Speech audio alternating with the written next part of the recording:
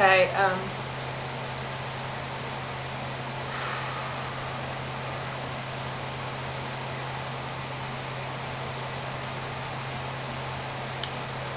This is raw reality. In a motel room in the northernmost town of Wairika.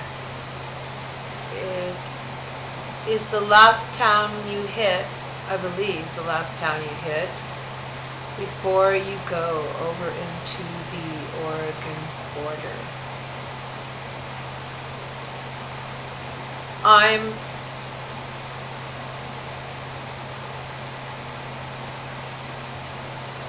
I don't want to say stranded, because the true meaning of stranded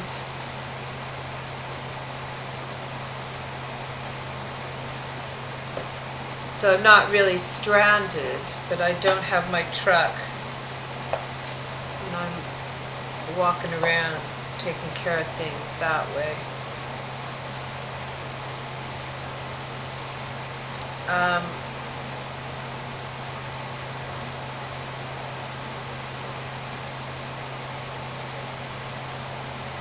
I said 11 attorneys.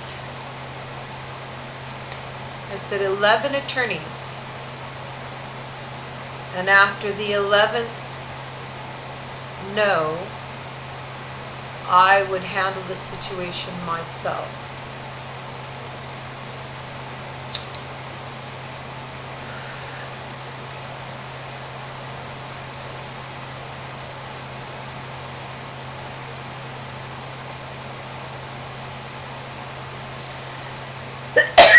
As far as I'm concerned,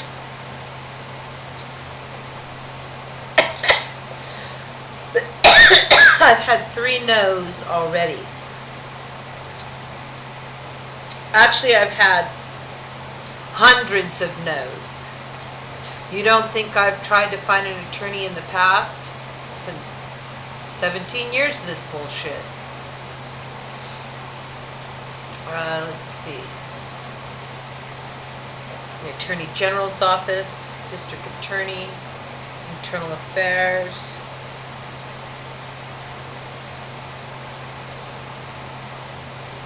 Every entity that's supposed to be responsible for air pollution control in the area, which I don't know what the fuck they're being paid for. They're all corrupt. They're all connected. There's corruption. And I'm hearing from, like, in the UK, a girl I talked to said, yeah, she was watching a guy's channel, same problem. Meth lab in the area, cops involved. Worldwide. So what? They either are going to render me homeless as an old lady,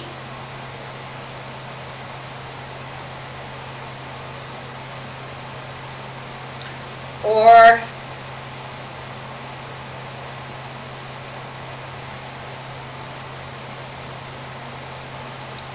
you know what's disturbing?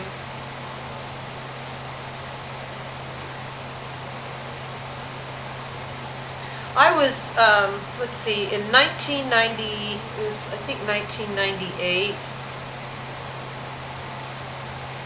I had Child Protective Services show up at my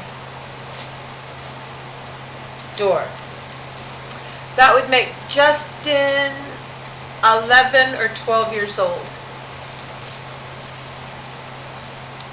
And they were still trying to give me some kind of diagnosis. And at that time, they were saying, oh, Lyme disease, lupus, Lyme, MS.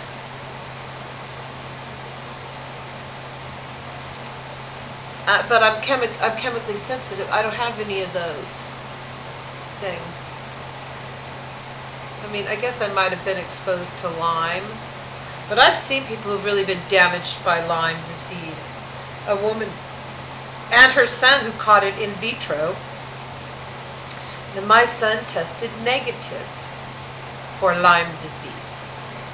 I tested, they couldn't tell. They couldn't tell. I had 2 or 3 out of the 5 spikes, not spike proteins, no, spikes in the blood test. They look for certain peaks that indicate certain diseases. And I guess I had 2 or 3 of the spikes, indicating I may have been exposed to Lyme disease. But the woman who had Lyme disease and her son caught it from her in vitro, who had scar tissue on her eyes and stuff, okay? And MS people, they x-rayed all my joints, and I'm not wearing my little bracelet. Those are compression sleeves that I wear.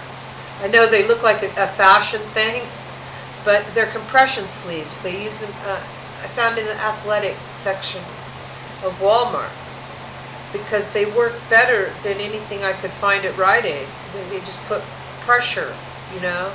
They're called compression sleeves. And they have them for your knees and elbows. I can lift my arm now without the help of the other one, straight up like this. And I can't go out any further than that. I can't like go out here with it.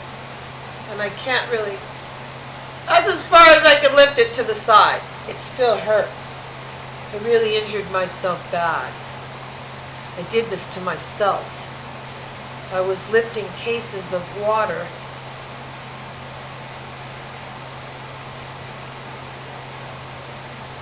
I felt it ripping, and I did it anyway. I was like, ugh.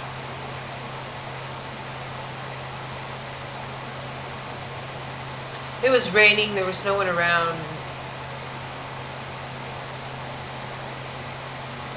I think I'm probably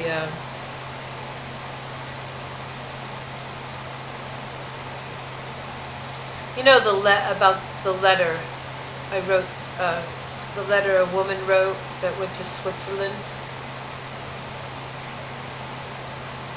Sometimes,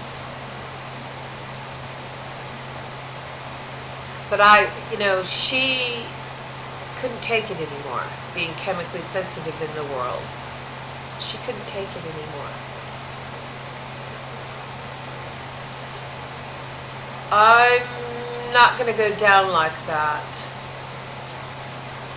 I have learned that being chemically sensitive is like, you know that saying, glass half empty, glass half full.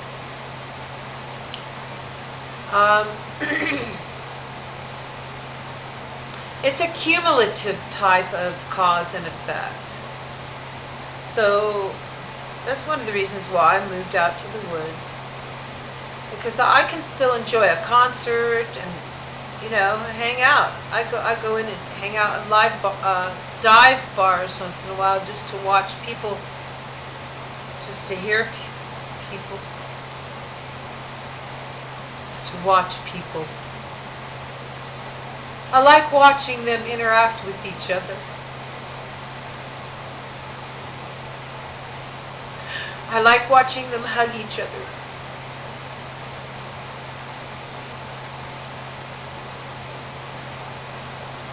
As if I don't need that myself. I'm just always standing just outside of it. But just outside the circle. Never in the circle. But I can watch.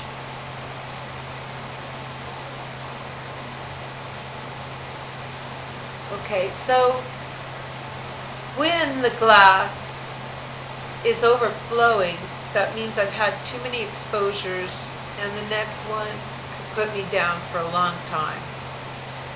I've been put down for 6-8 months before, because I didn't used to know when to stop and let myself rest. Now my body will just, that's it. You got to pull over and sleep. No, nothing. And I do. I listen to my body. And it's definitely affected by exposures. So if I live most of my life like a monk, eating just right.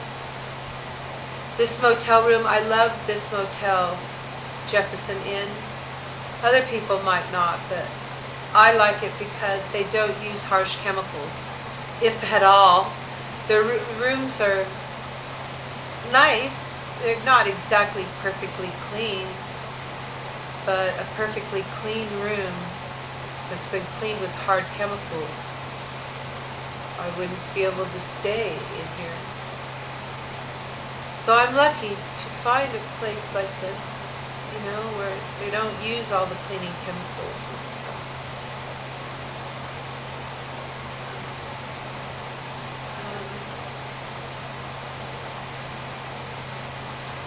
I've had to learn to be very situationally aware.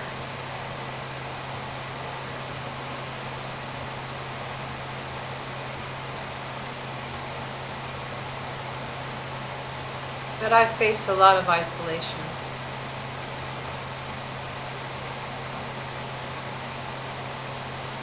And it's weird because I am an introvert.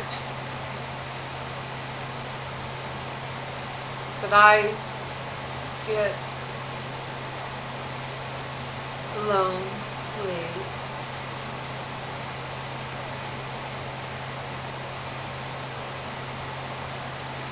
My son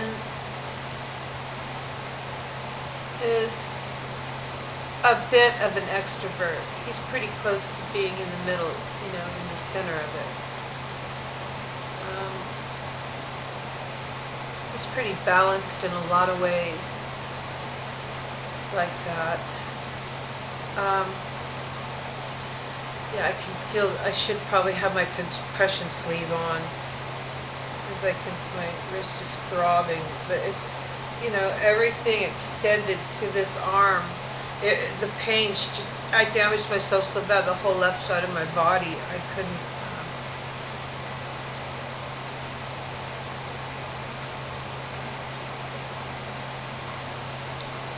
Okay, I'm not really staying on track here. Okay, so when they thought they were treating me for Lyme disease back in I think it was 98 or 99, my son was 11 or 12 years old, and they told me that once I started this course of antibiotics, my body could react in some pretty bad ways. It's called I think Herxheimer or something, Herx reaction or something, when I started the course of antibiotics. And it was a bottle with these heavy-duty antibiotics that they were going to have me taking for at least a month straight, 2 months straight.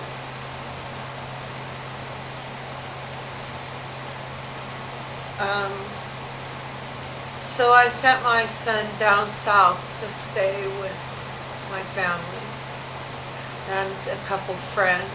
He was shifted around to 3 different places during this time while he was down there.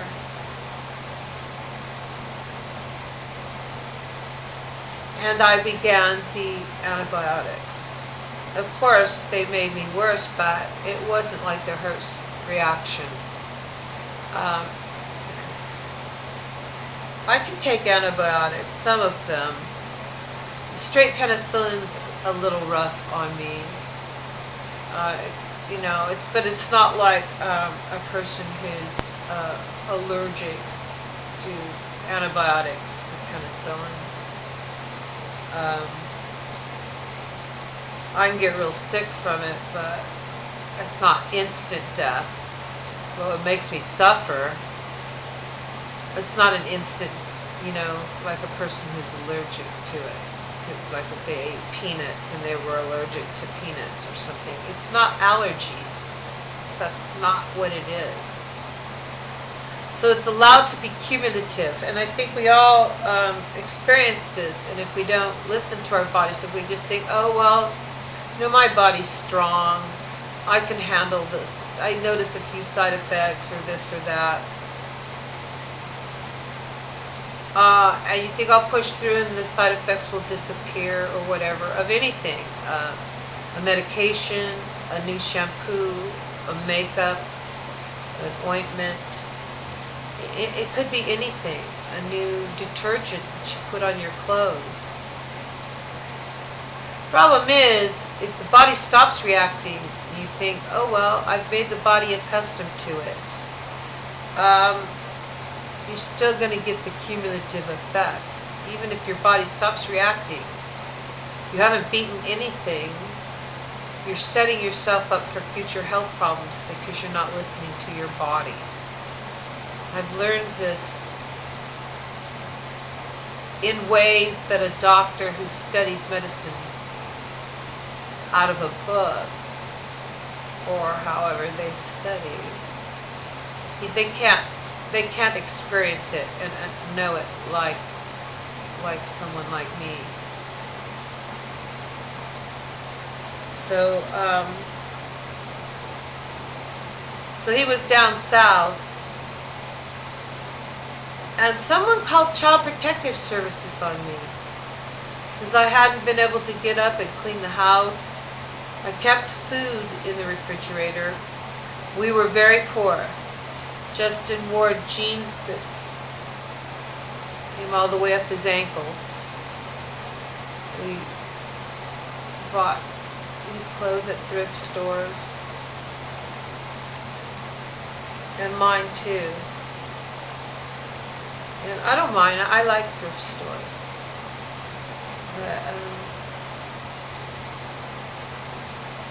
we're still poor. Not that poor.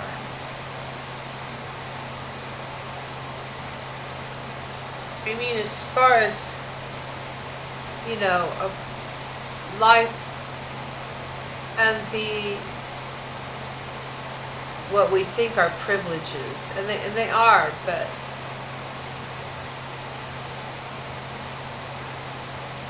when I'm walking around out there without my truck, I am reminded of the bare essentials. Anyway, so they sent CPS to my door, and they wanted to inspect Justin in the house. Well, Justin had been gone about a week already, and I spent that first week cleaning the house up. And there was food in the cupboard and refrigerator. Not a lot, because he was gone. It was just for me. Anyway, they checked around, and they were like, there's no problem here.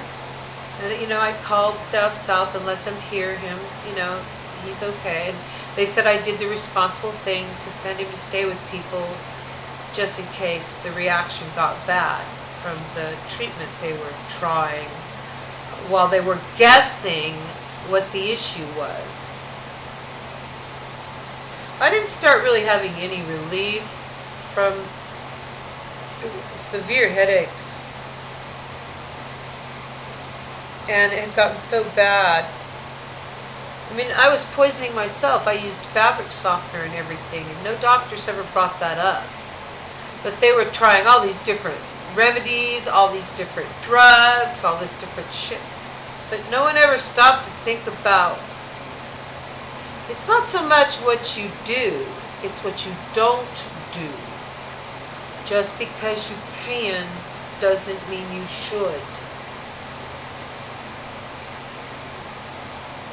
Anyway, my point being,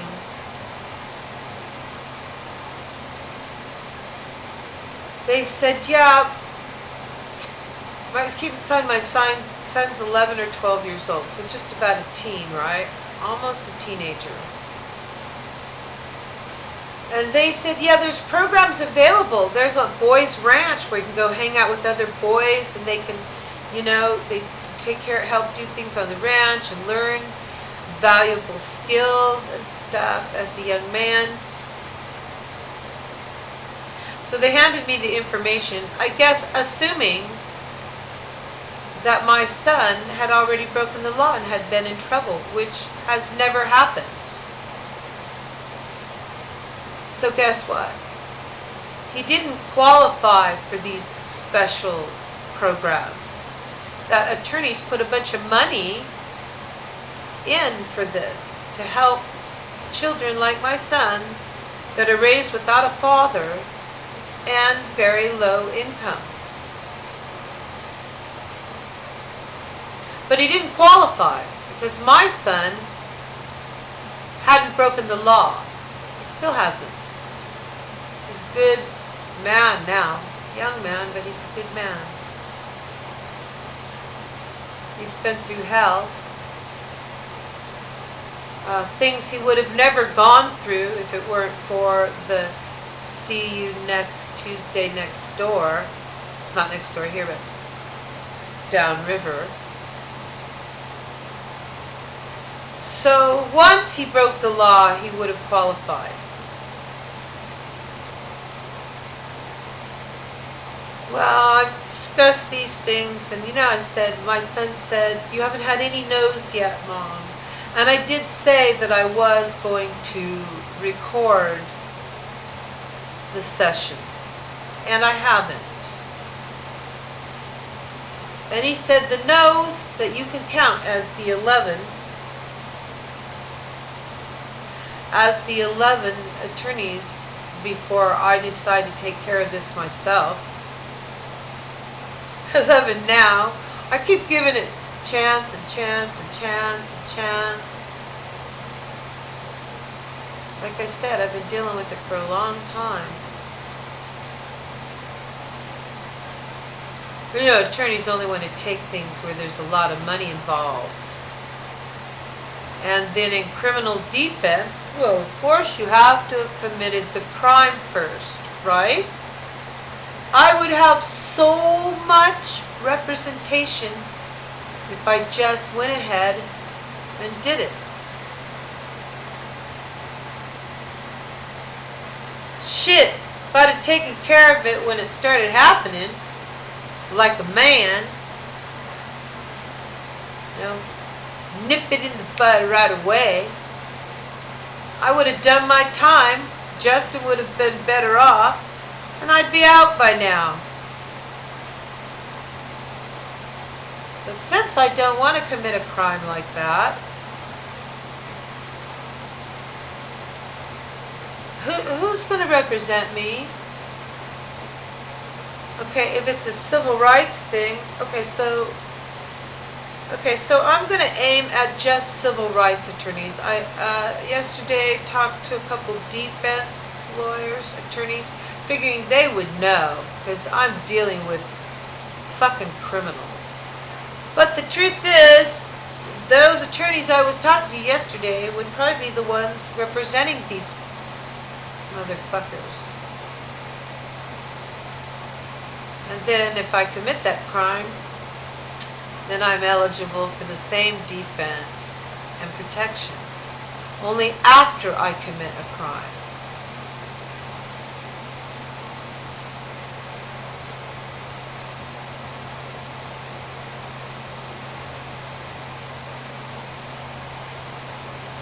Okay, so today it's civil attorneys.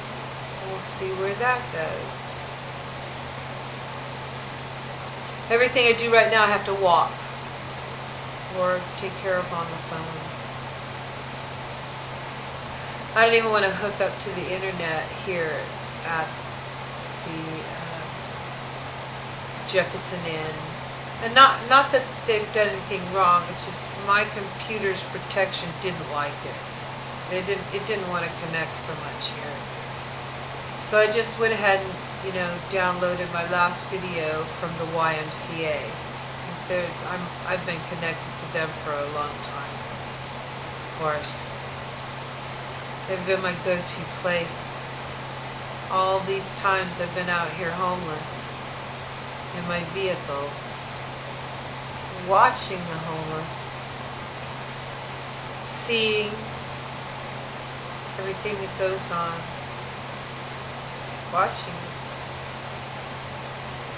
I'm being made to watch it. The powers that be are making me watch. The powers that be won't allow me to make myself a felon.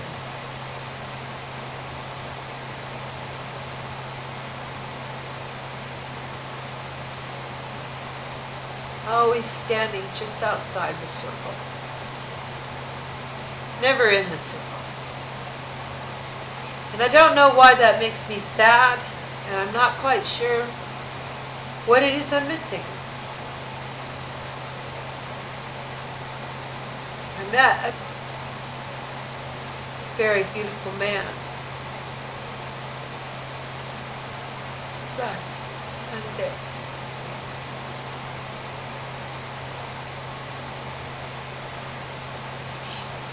He was very honest and was looking to sleep with someone.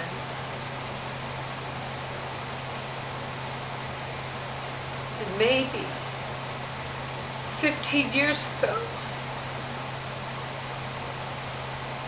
when this woman started destroying our lives and we had no man in the house to settle things.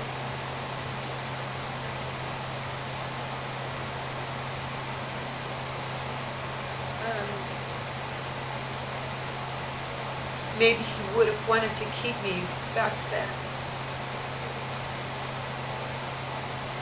I didn't sleep with them because I may not be innocent, but being chemically sensitive and stuff like that, I'd say live a pretty clean, almost pure life.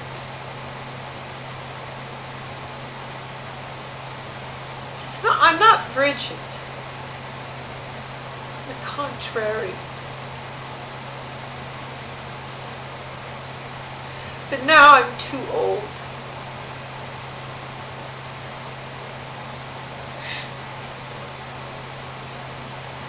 And I'm not sure anybody would want to keep me now. I am broken.